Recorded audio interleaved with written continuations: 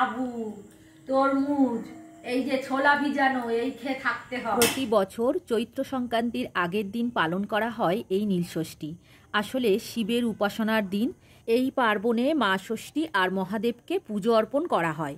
বিশেষভাবে স্নান অভিষেকও করা হয়। ভক্তরা সারাদিন ব্রত রেখে উপবাস থেকে শিবের মাথায় জল ঢালে আর ঘিয়ের প্রদীপ জ্বালিয়ে ভক্তরা সুখ সৌভাগ্য এবং দীর্ঘায়ু কামনা করে এবং শিবের প্রসাদ খেয়ে উপবাস ভঙ্গ করে।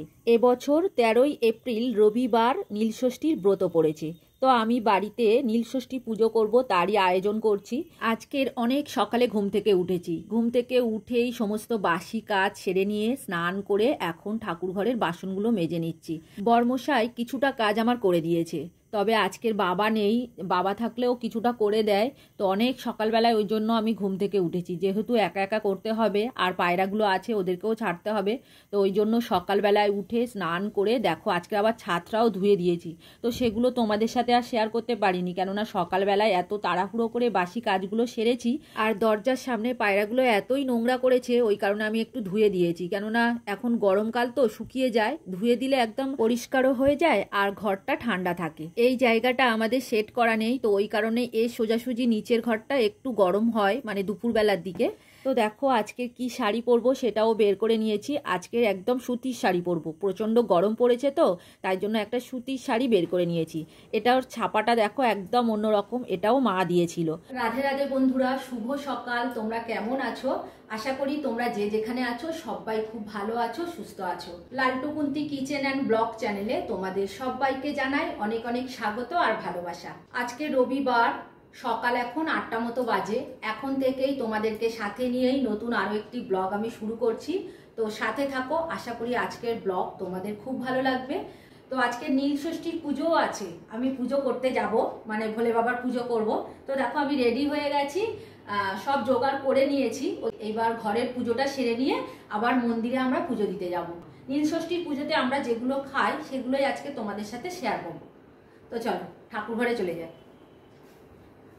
তো দেখো ঠাকুর ঘরে চলে এসেছি আর সমস্ত কিছু জোগাড় করে নিয়ে নিয়েছি। দেখছো ঠাকুর ঘরে সব কিছু নিয়ে নিয়েছি, ফল টল সব ধুয়ে ফুল সব গুছিয়ে নিয়েছি। আর আজকের ঠাকুর ঘরে দুটো গাছের টব লাগিয়েছি।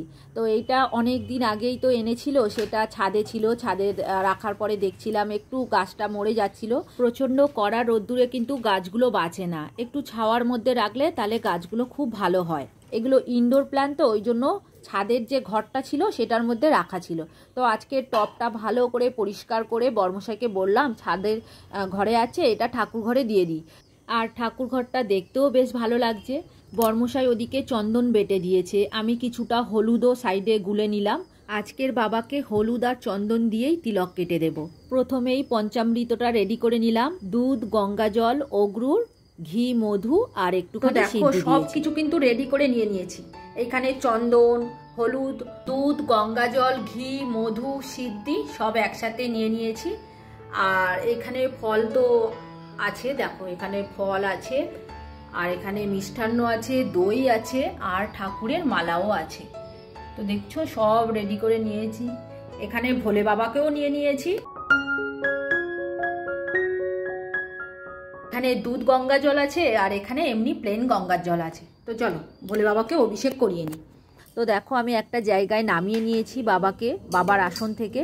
তো তারপরে ঘি মধু দিয়ে দিচ্ছি। আজকের ভোলে বাবার সাথে মা ষষ্ঠীরও পুজো হয়। দেখো পুজোর নিয়মকানুন কিন্তু তেমন কিছু আমি জানি না, তবে মন থেকে ভক্তি ভরে মা ষষ্ঠীর কাছে প্রার্থনা করি সবাই যেন ভালো থাকে আর আমার সন্তানও যেন দুধে ভাতে থাকে, আর তোমাদের আশীর্বাদে ও যেন একজন ভালো মানুষ হয়। ঘি মধুটা ঠাকুরকে মাখিয়ে নেবো।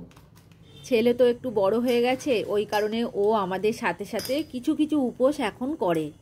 চন্দন, ঘি, মধু দিয়ে ভোলে বাবাকে একটু মাখিয়ে নিলাম আর একটু দই নিয়ে নেব। টক দই হলে ভালো হতো, বর্মশাই মিষ্টি দই এনেছে। গঙ্গার জল, সিদ্ধি আর তিল আছে। চলো এটা দিয়ে অভিষেক করিয়ে দিই ভগবানকে। একটা বেলপাতা দিয়ে দিই।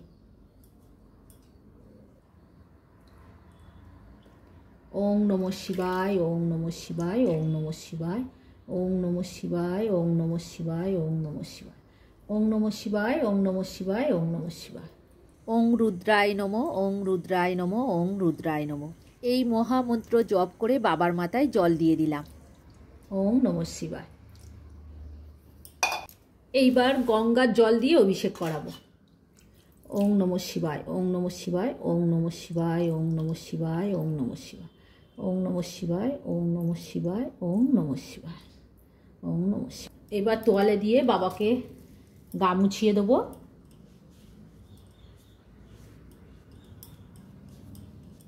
আমাদের প্রত্যেক দিনই কিন্তু বাবাকে অভিষেক করানো হয়, নারায়ণ শিলাকেও আর বাবাকে অভিষেক করানো হয়। তো এটা হলো বাবার আসন।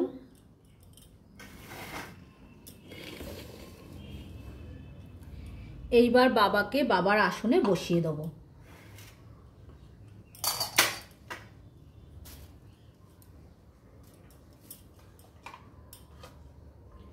বাবাকে কিন্তু সব সময় উত্তরমুখ করে রাখতে হবে।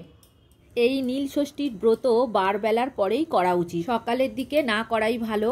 তো ওই 12টার পরে তোমরা করতে পারো। আমিও ওই একটু বেলা করেই শুরু করেছি। সকাল সকাল সব কিছু কিন্তু জোগাড় করে নিয়েছিলাম, তবে একটু বেলা করে শুরু করেছি, মানে ওই 10টার দিকে শুরু করেছি। ঠাকুরের পুজো করতে আমার বেশ সময় লাগে, ওই জন্য একটু হাতে সময় নিয়ে ঠাকুর ঘরে এসছি। আর আজকে রান্নারও কোনো ঝামেলা নেই, আজকের আর ওং লেখার একদম সময় নেই, তো ওই কারণেই তিলক দিয়ে দিলাম।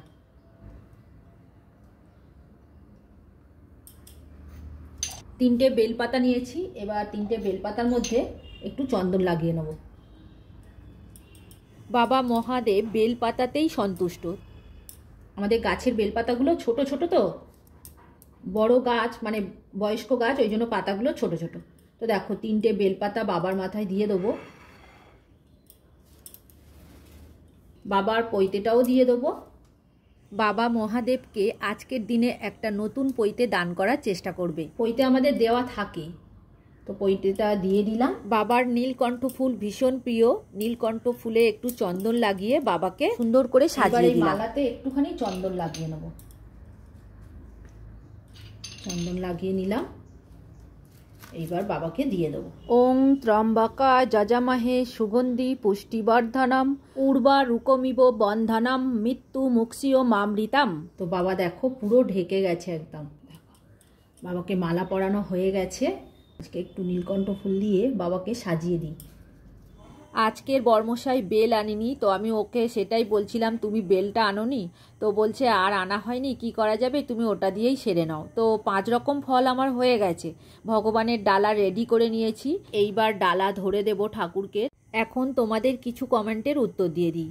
কল্যাণিয়া মায়ের রন্ধনশালা থেকে দিদিভাই লিখেছে, এঁচোড় কাটার পদ্ধতি শিখিয়ে দিলে খুব ভালো লাগলো, একসাথে দুটো রান্না করে নিলে ঝটপট, পরিষ্কার পরিচ্ছন্ন সেরে নিলে পরে রাতে পরিষ্কার করে শুতে গেলে এবং সকালে পশুকে খেতে দেওয়ার ও অন্যান্য টিপসগুলো খুব ভালো বললে। আজকের ভিডিও সম্পূর্ণ দেখে নিলাম, খুব সুন্দর ভিডিও, ভালো থেকো।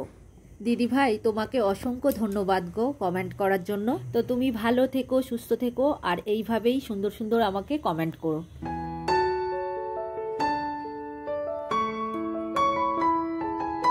এইবার ভগবানের আরতি করে নেব, নিলেই আমার পুজো কমপ্লিট হয়ে যাবে। আজকের ঘিয়ের প্রদীপ জ্বালানো অত্যন্ত শুভ বলে মনে করা হয়, তো আমি দেখো ঘিয়ের প্রদীপ জ্বালিয়ে নিয়ে আরতি করে নিচ্ছি ঠাকুরের।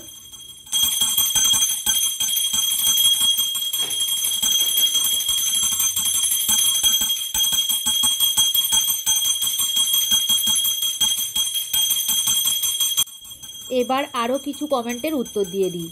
কল্পকথা থেকে দিদিভাই লিখেছে, খুব ভালো ভিডিও শেয়ার করলে বন্ধু।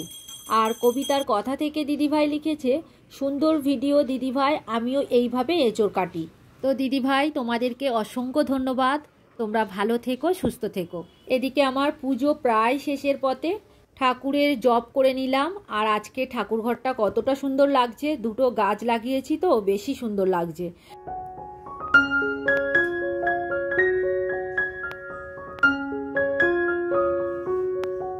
সুস্মিতা দাস মহারানা দিদিভাই কমেন্ট করেছে, আজকের কিন্তু ভালো ভালো রেসিপি রান্না করলে। আর সংসার বৃন্দাবন থেকে দিদিভাই লিখেছে, খুব ভালো লাগলো দিদিভাই তোমার এঁচোড় রান্না। আর স্বপ্না দেবনাথ দিদিভাই লিখেছে, খুব সুন্দর ভিডিও দিদিভাই, খুব ভালো লাগলো। তো তোমাদের সবাইকে অসংখ্য অসংখ্য ধন্যবাদ কমেন্ট করার জন্য। তোমরা সবাই ভালো থেকো, সুস্থ থেকো, আর এই রকম সবসময় আমাকে ভালোবাসা দিও। ঘরের ঠাকুরকে পুজো করা হয়ে গেছে, এইবার আমরা পুজো দিতে যাব, তার জন্য সব কিছু রেডি করে নিতে হবে ওদিকে। তো চলো এইবার ঠাকুরের দরজা বন্ধ করে দিই। তো আরও কিছুক্ষণ আমাকে অপেক্ষা করতে হবে, 20 মিনিট মতো করি। তো 20 মিনিট পর এসে আবার প্রসাদ তুলে রেখে তারপরে মন্দিরে যাব।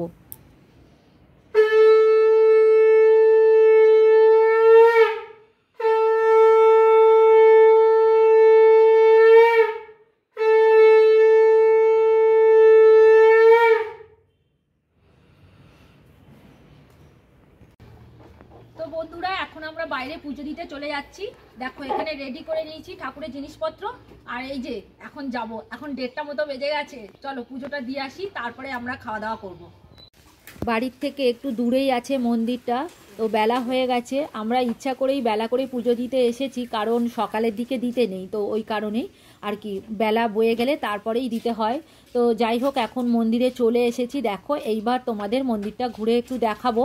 তো আমি এখানে বসে পড়েছি, ঘরে যেই রকমভাবে আমি পুজো করেছি আর কি, বাবাকে স্নান অভিষেক করিয়েছি, তো সেই রকমভাবে আমি এখানে রেডি করে নিচ্ছি। কেননা ছেলে বর্মশাই দুজনে দেবে, তারপরে আমি দেব। তো ওই কারণে চন্দন, ঘি, মধু সব দেখো আমি মাখিয়ে রেডি করে নিয়েছি। ছেলে ওদিকে দিয়ে দিচ্ছে। বাবার সোজাসুজি কিন্তু মা আছে। দেখো আজকের মায়ের রংটা তোমাদেরকে দেখাচ্ছি। নীল বর্ণের কালী, দেখো এখানে কিন্তু শ্যামবর্ণের কালী মা আছে। এটা হলো সিদ্ধেশ্বরী মন্দির। তো আমাদের বাড়ির থেকে একটু দূরে, তাও চলে এসেছি মায়ের কাছে পুজো দেব বলে। আর দেখো সবাই চলে এসেছে এইখানে, বাবাকে অভিষেক করিয়ে দিচ্ছে, মালা পরাচ্ছে, আর বাতিও জ্বেলে দিয়েছে। তবে আমিও জ্বেলে দেব, কেননা সন্ধেবেলায় আর আসতে পারবো না, বেশ দূরে তো কি করে আসবো বলো, তাই এখন সবাই জ্বেলে দিচ্ছি। সন্ধেবেলায় বাতি দিতে হয়, তো কি করা যাবে, বাড়িতেই আমি ঘিয়ের প্রদীপ সন্ধেবেলায় জ্বালিয়ে দেবো। তো এখন দেখো এক এক করে পুজো করে নিচ্ছি। তবে এইখানে কিন্তু নিজেরাই পুজো করে নিতে হয়, কোনো ঠাকুরমশাই কিন্তু আমাদের পুজো করে দেন না। আজকের মন্দিরে ভালো ভিড়ও হয়েছে। এখন 2টো মতো বাজে, মানে দুপুর 2টো বাজে, তাও কত লোক এসছে দেখো। আর এদিকে বর্মশাই তো পুজো করতে যাবে, সেটা মানে সুযোগ পাচ্ছে না। আমি বাধ্য হয়ে বললাম তুমি পুজো করে নাও, কেননা দেখছো পরপর লোক আসছে, তুমি খালি কখনোই পাবে না। তো কখনোই খালি হয় বলো, পুজো তার মধ্যে আমাকে করে নিতে হবে। তো ও শেষে আবার পুজো করে নিল, আমি বললাম ওদিক দিয়ে করে নাও। আর ঠাকুরের সামনে এতই ধূপবাতি জ্বালাচ্ছে, তো মানে ওখানে বসা যাচ্ছে না। ওদিকে ধূপবাতি জ্বালানোর একটা স্ট্যান্ড আছে, সেখানে না জ্বালিয়ে সবাই এখানে জ্বালিয়ে দিচ্ছে। তো যাই হোক, ওদিকে বর্মশাই পুজো করা শুরু করে দিয়েছে, আর আমার প্রণামও করা হয়ে গিয়েছে। চলো এইবার বর্মশাই বাতিটা জ্বালিয়ে দেবে, দিলেই আমরা চলে যাব। তবে কোথাও পুজো দিতে গেলে আগে বাড়িতে পুজো করতে হয়, তারপরে বাইরে পুজো দিতে যেতে হয়।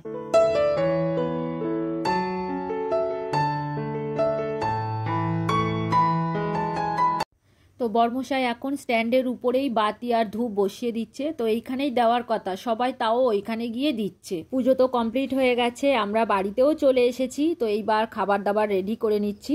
তো দেখো 3 জনের জন্য খাবার আজকে রেডি করছি।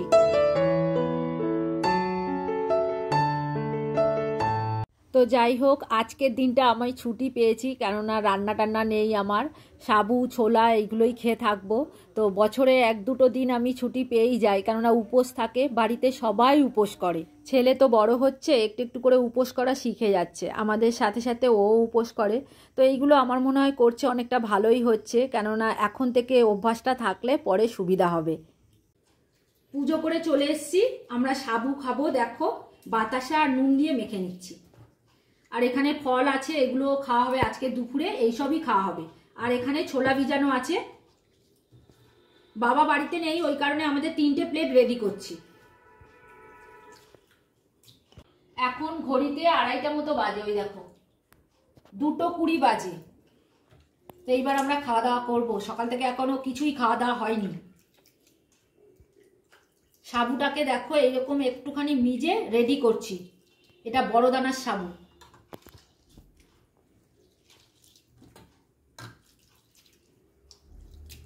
আর এই তরমুজ, ফল, কত কিছু আছে। তো চলো আমরা খাওয়া দাওয়াটা সেরে নিই, তোমরা ভিডিও দেখতে থাকো। আজকের আমাদের উপোস আছে, তো ওই কারণে দেখো এখানে আম গ্রেট করে নিচ্ছি, আর এখানে ছোলা নিয়েছি। দেখছো এখানে ছোলা নিয়েছি। আর এইবার শশা দেবো, বিট লবণ দেবো, দিয়ে একসাথে আবার টমেটো দেবো কি জানি না, বর্মশাই যদি খায় তাহলে দেবো। তো দিয়ে একটা চাট বানাবো, বানিয়ে খাবো। এটা আমরা প্রত্যেক বছর খাই, এবছর এখনো খাওয়া হয়নি। তোমরা কে কে এরকম খেয়েছো একটু কমেন্ট করে জানিও। এই সন্ধ্যাবেলার টিফিন চানা দেবে? হ্যাঁ। আচ্ছা, রাতে আবার সাবু খেতে হবে? হ্যাঁ, আজকে সারাদিন সাবু, তরমুজ, এই যে ছোলা ভিজানো, এই খেয়ে থাকতে হয়। ঠান্ডা লেগে গেল তো এইগুলো খেয়ে খেয়ে, কাশি তাও হচ্ছে। কি করবে বলো, একদিন তো বাবার বার করলে এগুলো খেতেই হবে। ঠিক আছে, ঝটপট করো। হ্যাঁ, এই তো এটা ছাড়িয়ে ধুয়ে নেই, কুচিয়ে দিয়ে দেবো। আমগুলো সব কেটে দিয়েছ? হ্যাঁ, চেঁচে দিয়েছি। আসলে লেবুটা শেষ হয়ে গেছে জানো তো, আর ধনেপাতা থাকলে একটু আরো ভালো লাগতো। কিছু জোগাড় করে রাখো না, তুমি বলো না এগুলো লাগবে, আজ চানা খাবো। আর আমি শর্টস বানাচ্ছিলাম জানো তো, ওই কারণে রেডি হয়ে আছি। তো চলো এবার বিট লবণ দিয়ে দেবো। ওই লবণটা দেবো না, এটার মধ্যে বিট লবণ দেবো। আজকের ভিডিও আর বড় করব না, এখানেই শেষ করব। তোমরা সবাই ভালো থেকো, সুস্থ থেকো। আর ভিডিওটা কোথাও যদি তোমাদের ভালো লেগে থাকে তাহলে লাইক, কমেন্ট, শেয়ার করে পাশে থেকো। নতুন বন্ধু হয়ে থাকলে চ্যানেলটিকে সাবস্ক্রাইব করে দিও। আজকের মতো এখানেই শেষ করলাম, এবার দেখা হবে পরের ভিডিওতে।